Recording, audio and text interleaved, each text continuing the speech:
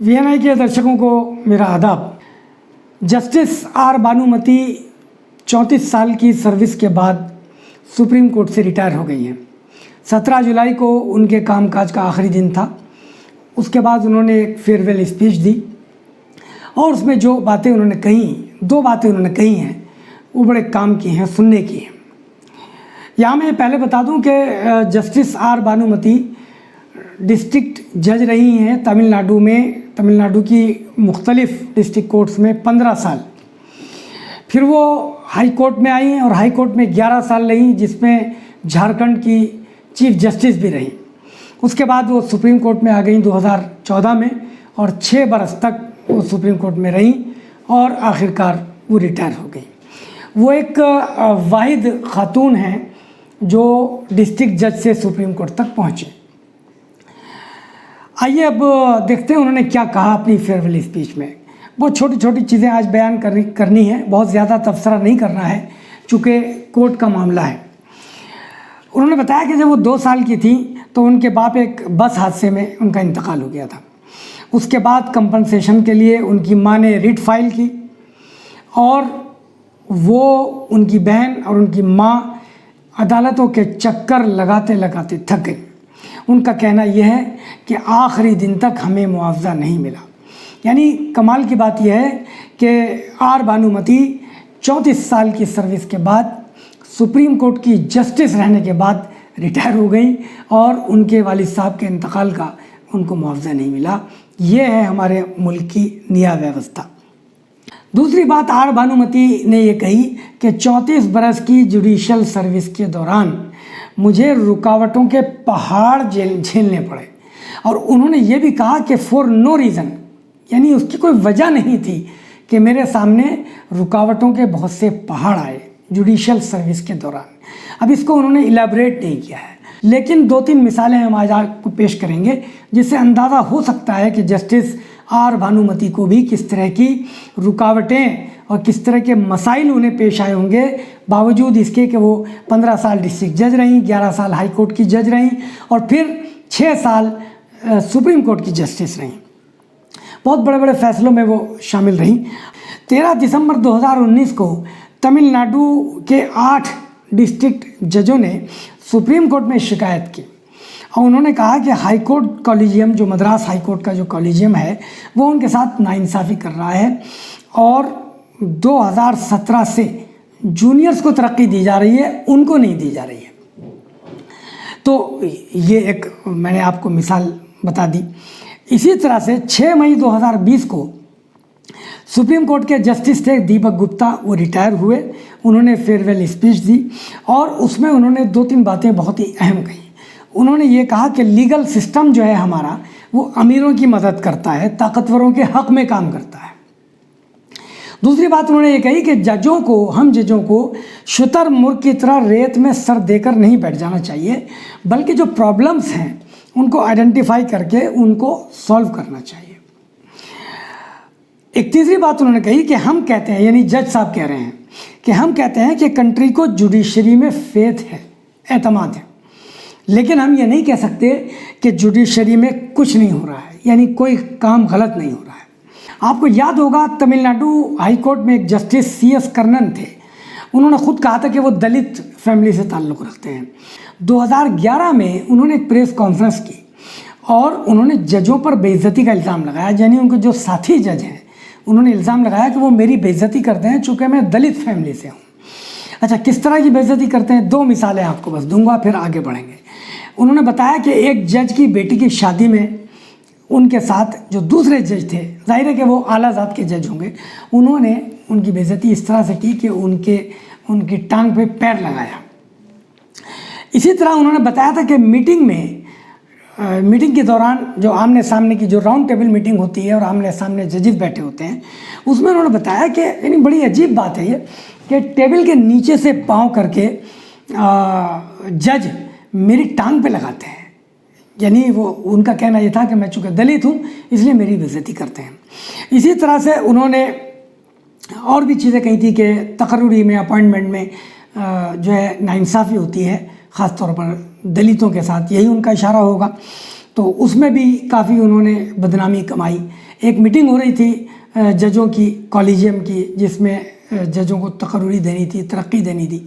वहाँ वो घुस गए थे और वहाँ उन्होंने बहुत सी बातें अजीब व गरीब कही थी। 12 तो 2011 में जो उन्होंने प्रेस कॉन्फ्रेंस की और जजों पे इल्ज़ाम लगाया, तो इसको जजों ने, कोर्ट्स ने कंटेम्प्ट माना कि ये जजों की और कोर्ट्स की कंटेम्प्ट है। इसलिए सुप्रीम कोर्ट में 9 मई 2017 को उनको रिमूव कर दिया गया है। सुप्रीम कोर्ट के उस वक्त चीफ जस्टिस थे टी.एस. ठाकुर, तो उन्होंने उनको हटा दिया। अब यहाँ मैं आपको एक बात बताना चाहता हूँ कि सुप्रीम कोर्ट के या हाई कोर्ट के जज को हटा नहीं सकता, उसको कानूनन इख्तियार नहीं है, बल्कि वो इम्पीचमेंट की सिफारिश कर सकता है और इम्पीचमेंट पार्लियामेंट में होता है और पार्लियामेंट की अक्सरियत फिर जिस जज को हटाना चाहे वो हटा सकती है। और पार्लियामेंट में भी लोकसभा और राज्यसभा दोनों मिलाई जाती हैं, यानी कुल मिला के 700 के आसपास एमपी होते हैं और इनकी अक्सरियत यानी 500 के आसपास अगर हटाना चाहे तो जज को हटाया जा सकता है। यानी उसको हटाने का इख्तियार प्रेसिडेंट ऑफ इंडिया को भी नहीं है, मगर यहाँ सुप्रीम कोर्ट ने उनको 9 मई 2017 को हटा भी दिया और 6 महीने की उन्हें सज़ा भी दी। आखिरकार वो गिरफ्तार हुए और फिर उनको जेल हुई, 6 महीने वो रहकर आए हैं। ये इसी हिंदुस्तान में हुआ है। अब आइए थोड़ा सा और आगे बढ़ते हैं।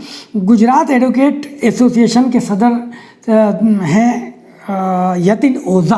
वो खुद गुजरात हाई कोर्ट के बहुत ही माने हुए वकील हैं। 10 साल वो गुजरात असेंबली में एमएलए भी रहे, कांग्रेस में थे, अब वो आम आदमी पार्टी में शामिल हो गए थे। तो उन्होंने प्रेस ब्रीफिंग की थी एक मई के महीने में, इसी लॉकडाउन के दौरान, और बहुत संगीन इल्ज़ामात लगाए थे हाई कोर्ट पर करप्शन के, और ये कहा था कि छोटे वकीलों को मौका नहीं दिया जाता, उनकी रिट जो है वो जल्दी से जजों के सामने नहीं लगाई जाती और अरबपति पार्टियों के वकीलों को तरजीह दी जाती है। एक और बहुत सख्त इल्ज़ाम उन्होंने लगाया था कि स्मगलरों और गद्दारों को कैटर किया जाता है कोर्ट्स में, यानी उनकी बात सुनी जाती है अगर स्मगलरों के और गद्दारों के कैटर केसेस होते हैं। क्योंकि यतिन ओझा खुद गुजरात एडवोकेट एसोसिएशन के सदर रह चुके हैं, बार एसोसिएशन के सदर रह चुके हैं, और मैंने जैसा कि बताया कि 10 साल एमएलए भी रह चुके हैं, तो उन्हें उनकी मालूमात बहरहाल ज़्यादा होगी। उन्होंने किसे स्मगलर कहा, किसे गद्दार कहा, हमें नहीं मालूम, लेकिन बहरहाल उनके ख़िलाफ़ सो मोटू कॉग्निजेंस लिया गया। गुजरात हाई कोर्ट ने उनके ख़िलाफ़ कॉन्टेम्प्ट केस चलाया और 1-1.5 महीने के अंदर ही फैसला कर दिया। उनकी सीनियरिटी जो है वो हटा दी गई है, रिमूव कर दी गई है। अब वो गुजरात हाई कोर्ट के सीनियर एडवोकेट नहीं रहे हैं। आइए अब एक और अब जो आज का आखिरी टॉपिक है उस पर बात करते हैं। प्रशांत भूषण का नाम आपने सुना होगा, सुप्रीम कोर्ट के बहुत ही सीनियर वकील हैं और सोशल एक्टिविस्ट भी हैं, बड़ी समाजी सरोकार के बहुत से इश्यूज़ उठाते रहते हैं। मैं आपको बता दूं बहुत मुख्तसर सा कि राफेल केस उन्होंने उठाया था, जिसमें सुप्रीम कोर्ट ने हुकूमत को यानी बीजेपी को ही राहत देती थी। इसी तरह आजकल पीएम केयर फंड्स का केस उन्होंने उठा रखा है। वो ट्विटर पर भी बहुत सी चीज़ें लिखते रहते हैं। आपको बताऊं कि जब हमारे chief justice of India Pune में या नागपुर में वो एक 50 लाख की बाइक पर बैठे थे, तो उस पर भी उन्होंने एक ट्वीट किया था कि हमारे चीफ जस्टिस जो हैं वो बग़ैर मास्क के और बग़ैर हेलमेट के 50 लाख की मोटरसाइकिल चलाते हैं। बहरहाल ये कोई इस तरह का ट्वीट नहीं था कि जिस पर कॉन्टेम्प्ट होता, लेकिन बहरहाल उनके ख़िलाफ़ कॉन्टेम्प्ट का नोटिस दिया गया, सो मोटो कॉग्निजेंस लिया और सुप्रीम कोर्ट की जस्टिस अरुण कुमार मिश्रा की बेंच ने लिया। अब यहाँ अरुण कुमार मिश्रा जी का नाम आया है तो यहाँ थोड़ा सा उनके बारे में बताना बहुत ज़रूरी होगा। पहले ये बता दूं कि प्रशांत भूषण के जो 2 ट्वीट हैं जिन पर उनको कॉन्टेम्प्ट केस उन पर चल रहा है, 5 अगस्त को फिर उस पर सुनवाई होगी, नोटिस उनको दे दिया गया है। वो क्या ट्वीट हैं सुन लीजिए आप। प्रशांत भूषण ने कहा था कि अदालतों पर एतमाद पब्लिक का कम हो रहा है। इस पर पहले भी कोर्ट उनको लताड़ लगा चुका है और मुख्तलिफ मौक़े पर वो इस तरह के ट्वीट करते रहे हैं कि अदालतों पर से एतमाद पब्लिक का ख़त्म हो रहा है, जैसे कि बाबरी मस्जिद का केस हुआ, राफेल का केस हुआ। एक ट्वीट उन्होंने किया था कि जब हिस्ट्री लिखने वाला लिखेगा हिंदुस्तान की तारीख़ और जमहूरियत की बर्बादी की तारीख़ लिखेगा और पीछे मुड़कर देखेगा तो सुप्रीम कोर्ट का उसको रोल मिलेगा। उन्होंने कहा था कि ख़ास तौर पर जो आखिरी 4 चीफ जस्टिस ऑफ इंडिया हैं उनका रोल वो भूल नहीं सकेगा और हिस्ट्री लिखने वाला उनके रोल को ज़रूर लिखेगा। तो बहरहाल ये कोई बहुत छोटी बात नहीं थी, बहुत बड़ी बात थी। इस पर उनके ख़िलाफ़ सो मोटो कॉग्निजेंस लिया गया, यानी अज़ खुद सुप्रीम कोर्ट ने लिया और जस्टिस अरुण कुमार मिश्रा की ही अदालत में उनका केस गया। जस्टिस अरुण कुमार मिश्रा से उनका एक तरह से ये बात कहनी नहीं चाहिए, वो बहरहाल जस्टिस हैं और ये वकील हैं, लेकिन एक तरह से 36 का आंकड़ा है। और जब भी कोर्ट में कोई बात हुई है तो जस्टिस अरुण कुमार मिश्रा ने ही प्रशांत भूषण को सख्त कहा है, उन्हीं की कोर्ट से उनके केसेस को रिजेक्ट किया गया है या हुकूमत को फ़ायदा उससे पहुंचा है या बीजेपी को फ़ायदा पहुंचा है। यहाँ एक बात बतानी बहुत ज़रूरी है। 24 अक्टूबर 2019 को द प्रिंट में एक आर्टिकल लिखा था दिबायन राय ने, और उस आर्टिकल में उन्होंने जिक्र किया था कि सुप्रीम कोर्ट के जो बहुत सीनियर एडवोकेट हैं दुष्यंत दवे, ये बहुत ही सीनियर वकील हैं और वो भी प्रशांत भूषण की तरह बहुत से समाजी इश्यूज़ को उठाते हैं। उन्होंने चीफ जस्टिस ऑफ इंडिया को जिस वक्त जब रंजन गोगोई चीफ जस्टिस थे जिन्होंने बाबरी मस्जिद का केस फाइनल किया था, उनको ख़त लिखा था और उनको बताया था कि अहम मामलात अरुण कुमार मिश्रा को ही क्यों सौंपे जा रहे हैं। और अरुण कुमार मिश्रा के ताल्लुक़ से उन्होंने अपने रिजर्वेशन का इजहार किया था।